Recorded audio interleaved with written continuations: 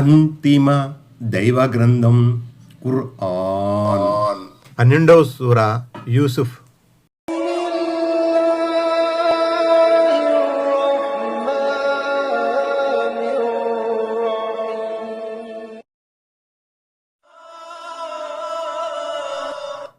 ఆయత్ నంబర్ 4. إذ قال يوسف لأبيه يا أبت إني رأيت 11 كوكبا والشمس والقمر رأيتهم لي ساجدين.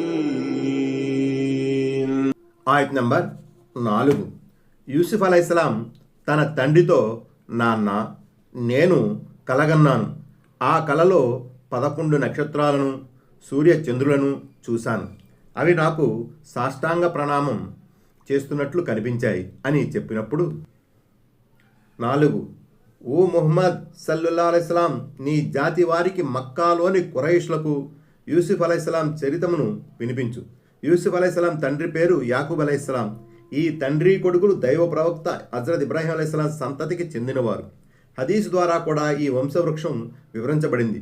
యూసుఫ్ అలైహిస్సలాం ఇబ్రాహీం అలైహిస్సలాం గారికి మునిమనవడు అవుతారు. ముస్నిదే అహ్మద్ సంపుటి 2 పేజీ 96. 5. కొంతమంది ఖురాన్ వ్యాఖ్యాతల అభిప్రాయ ప్రకారం 11 నక్షత్రాలంటే యూసుఫ్ అలైహిస్సలాం గారి 11 మంది సోదరులు. సూర్యచంద్రులంటే ఆయన తల్లిదండ్రులని భావం. ఈ స్వప్నంలోని నిగూఢార్థం 40 లేక 80 సంవత్సరాల తర్వాత ఈ 11 మంది సోదరులు తమ తల్లిదండ్రుల సమేతంగా ఈజిప్ట్ వెళ్ళి యూసుఫ్ అలైహిస్సలాం ముందు ప్రణమిల్లినప్పుడు స్పష్టమైంది. ఈ సూరా చివరి భాగంలో ఈ సంఘటన రానున్నది. ఆయత్ నంబర్ 5. قال يا بني لا تقصص رؤياك على إخوتك فيكيدوا لك كيدا إن الشيطان للإنسان عدو مبين. ఆయత్ నంబర్ 5. నా ముద్దుల బాబు, నువ్వు కన్న కలను గురించి నీ సోదరులకు మాత్రం చెప్పకురా. బహుశా వారు నీకు వ్యతిరేకంగా కుట్ర పన్నవచ్చురా. నిశ్చయముగా సైతాన్ మనిషికి బద్ధ విరోధి. 6. యూసుఫ్ అలైహిస్సలాం కన్న కలను గురించి వినగానే ఆయన అంతస్తును దేవుడు పెంచనున్నాడని తండ్రి యాకూబ్ అలైహిస్సలాంకు అర్థమైపోయింది. ఈ సంగతి తెలుసుకుని అతని అన్నలు అసూయతో అతనికి కీడు తలపెడతారేమోనన్న భయం కూడా ఆయనకు కలిగింది. అందుకే ఆ కల గురించి అన్నలెవరికీ చెప్పవద్దని తాకీదు చేశారు. 7.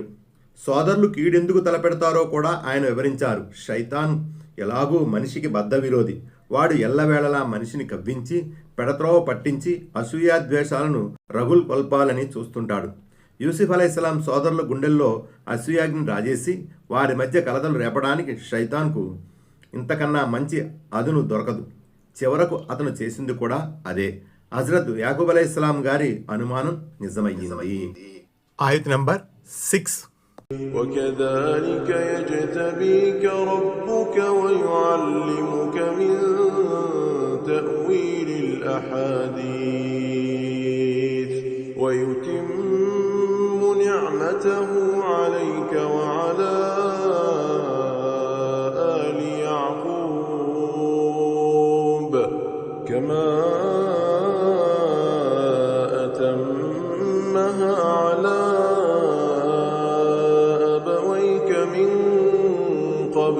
إبراهيم وإسحاق إن ربك عليم حكيم. ఆయత్ నంబర్ 6. అలాగే నువ్వు కలగనట్లుగానే జరుగుతుంది. నీ ప్రభు నిన్ను తన కార్యం కొరకు ఎన్నుకుంటాడు.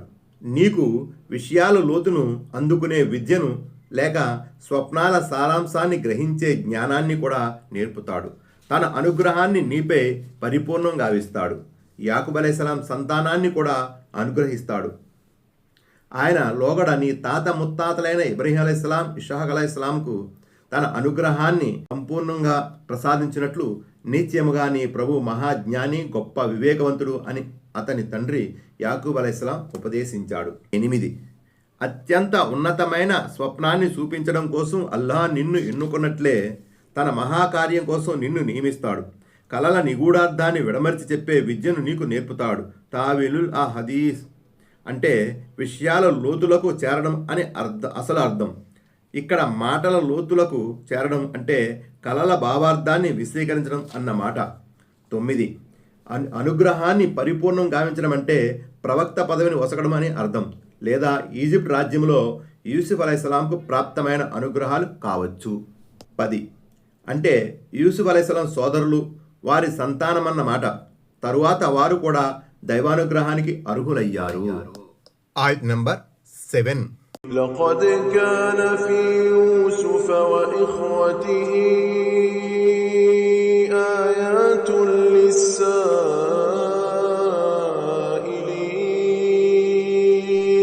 ఆయత్ నంబర్ 7. నిశ్చయముగా యూసుఫ్ అలైహిస్సలాం మరియు అతని సోదరుల గాథలో అడిగే వారి కోసం గొప్ప సూచనలున్నాయి. 11 అంటే ఈ గాథలో దేవుని గొప్ప శక్తియుక్తులు, దైవ ప్రవక్త సల్లల్లాహు అలైహిస్సలాం సత్యసంధతకు సంబంధించిన నిదర్శనాలు ఎన్నో ఉన్నాయి. ఇక్కడ కొంతమంది ఖురాన్ వ్యాఖ్యాతలు 11 మంది సోదరుల పేర్లు, వారి వివరాలను కూడా పేర్కొన్నారు. ఆయత్ నంబర్ 8. إذ قالوا ليوسف وأخوه أحب إلى أبينا منا ونحن عصبة إن أبانا لفي ضلال مبين. ఆయత్ నంబర్ 8. అప్పుడు వారిలా చెప్పుకున్నారు, మనం ఒక బలమైన జట్టుగా ఉన్నప్పటికీ మన తండ్రి మనకన్నా యూసుఫ్ అలైహిస్సలాంను అతని సోదరుణ్ణే ఎక్కువగా ఇష్టపడుతున్నారు. ఈ విషయంలో మా తండ్రి స్పష్టమైన తప్పు చేస్తున్నారు అనేది మాత్రం ముమ్మాటికి నిజం. 12 మేము 10 మంది సోదరులం, ఒకే తల్లి బిడ్డలం. ఒకవైపున ఉండగా మా సవతి సోదరులైన ఇద్దరి వైపుకు, యూసుఫ్ అలైహిస్సలాం బిన్ యామిన్ల వైపుకు మా తండ్రి మొగ్గడం అన్యాయం. వారిద్దరూ తండ్రికి కన్నుల పండుగగా మానస పుత్రులుగా విరాజిల్లుతున్నారు. 13 అతని సోదరుడైన యూసుఫ్ అలైహిస్సలాం సొంత సోదరుడు బిన్ యామిన్ అని భావం. 14 మూలంలో జలాల్ అనే పదం వచ్చింది. జలాల్ అంటే అపమార్గము, పెడదారి అని అసలు అర్థం. కానీ ఇక్కడ పెడదారి అంటే తప్పు అని అర్థం. తమకన్నా యూసుఫ్ అలైహిస్సలాం బిన్ యామిన్లపైనే తమ తండ్రి ఎక్కువ మమకారం చూపి తప్పు చేస్తున్నారని ఆ 10 మంది తలపోశారు. ఆయత్ నంబర్ 9. اقتلوا يوسف أو اطرحوه أرضا يخل لكم وجه أبيكم وتكونوا من بعده قوما صالحين. ఆయత్ నంబర్ 9. అందుకే యూసుఫ్ అలైహిస్సలాంను చంపేయండి, లేదా అతన్ని ఏదైనా తెలియని చోట పారేయండి. అప్పుడైనా మీ తండ్రి శ్రద్ధాశక్తులు మీ వైపుకు మళ్ళవచ్చు. ఆ తరువాత మీరు మంచివారుగా మారాలి. 15 అంటే ఒక తప్పు చేసిన పిదప యూసుఫ్ అలైహిస్సలాం చంపడమో, బావిలో పడవేయడమో చేసిన తరువాత పశ్చాత్తాపం చెంది సజ్జనుడిగా జీవిద్దాం అన్నది వారి మాటల్లోని మర్మము. ఆయత్ నంబర్ 10. قال قائل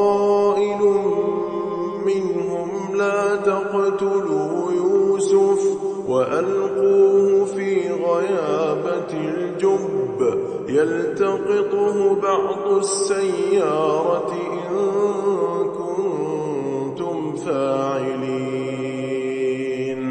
ఆయత్ నంబర్ 10.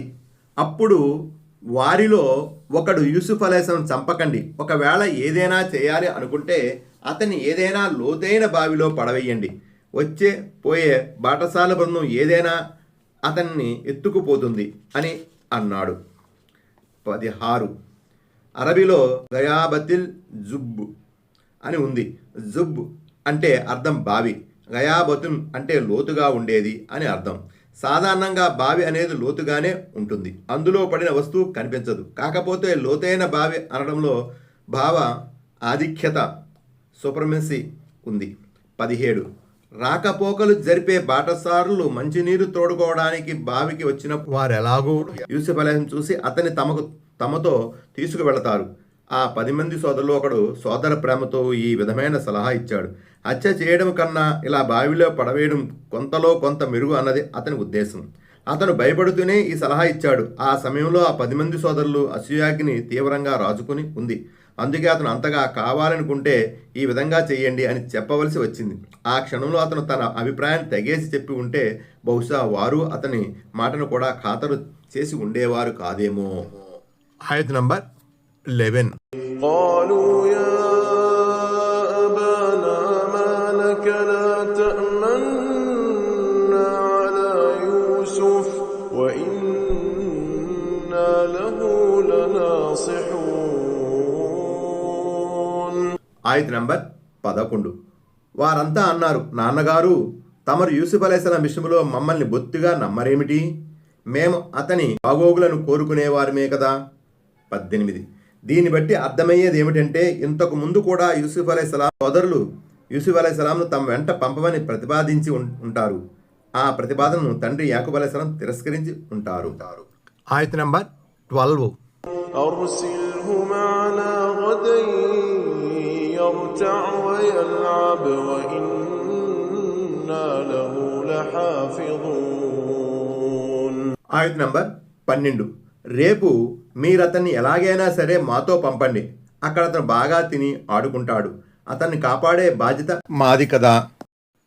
ఆయత్ నంబర్ 13.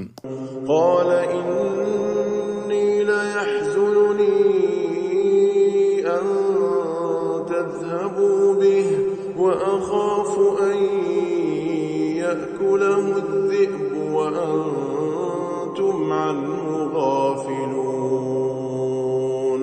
ఆయత్ నంబర్ 13. యాకూబ్ అలైహిస్సలాం ఇలా సమాధానమిచ్చారు, మీరతన్ని తీసుకువెళ్లడం నన్ను వ్యాకులపరుస్తుంది. మీరు పరధ్యానంలో ఉండగా ఎక్కడ తోడేలు వచ్చి అతన్ని తినేస్తుందోనన్న భయం కూడా నన్ను వెంటాడుతుంది.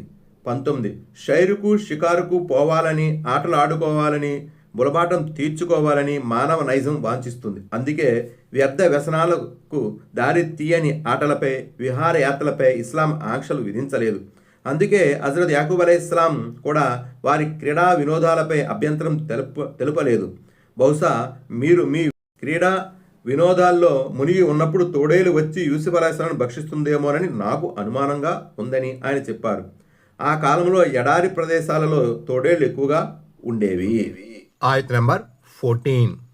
قالوا لئن أكله الذئب ونحن عصبة إنا إذا لخاسرون. ఆయత్ నంబర్ 14. దానికి వారు, నాన్న మాలాంటి బలిష్టమైన జట్టు ఉండగా తోడేలు వచ్చి ఇతన్ని తినేస్తే మేము ఏమాత్రమూ చేతగాని చవటం అవుతాము అని చెప్పారు. 20. మేమింతమంది ఉండగా తోడేలు అక్కడికి రావటానికి ఎలా సాహసిస్తుంది? మీరు నిశ్చింతగా ఉండండి, మమ్మల్ని నమ్మండి అని అన్నదమ్ములు చెప్పారు. ఆయత్ నంబర్ 15. فلما ذهبوا به وأجمعوا أن يجعلوه في غيابة الجب وأوحينا إليه لتنبئنهم بأمرهم هذا وهم لا يشعرون. ఆయత్ నంబర్ 15. ఆ విధంగా వాళ్ళు అతన్ని తీసుకుపోయి లోతైన బావిలో పడవేయాలని నిశ్చయించుకున్నారు. అప్పుడు మేము యూసుఫ్ అలైహిస్సలాంకు వహీ పంపుతూ, నువ్వు ఒకానొక రోజు తప్పకుండా వారికి ఈ వ్యవహారాన్ని తెలియజేస్తావు, కానీ అప్పుడు వారు నిన్ను గుర్తుపట్టే స్థితిలో ఉండరు అని తెలిపాము. 21. దివ్య ఖురాన్ ఎంతో క్లుప్తంగా ఈ వృత్తాంతాన్ని వివరిస్తుంది.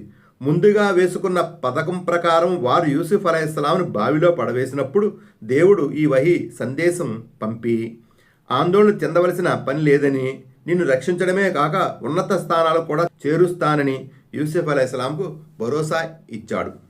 నీ పట్ల ఈ దుర్వ్యవహారం చేసిన నీ సోదరులు ఏదో ఒక రోజు ముష్టెత్తుకుంటూ నీ దగ్గరకు వస్తారు. అప్పుడు నువ్వు వారి నిర్దాక్షిణ్య చర్యను జ్ఞాపకం చేస్తావు. వారు సిగ్గుతో కుమిలిపోయే స్థితి వస్తుంది అని దేవుడు తన ప్రవక్త యూసుఫ్ అలైహిస్సలాంకు తెలియపరిచాడు. ఆ సమయంలో యూసుఫ్ అలైహిస్సలాం పసివాడే అయితే ప్రవక్తగా నియుక్తులు కాబోయే వారికి బాల్యం నుండే దేవుని వహీ అందుతుందన్న దానికి ఇదొక తార్కాణం. హజరత్ ఈసా అలైహిస్సలాం, యహ్యా అలైహిస్సలాంకు కూడా బాల్యంలోనే దైవ సందేశం అందింది.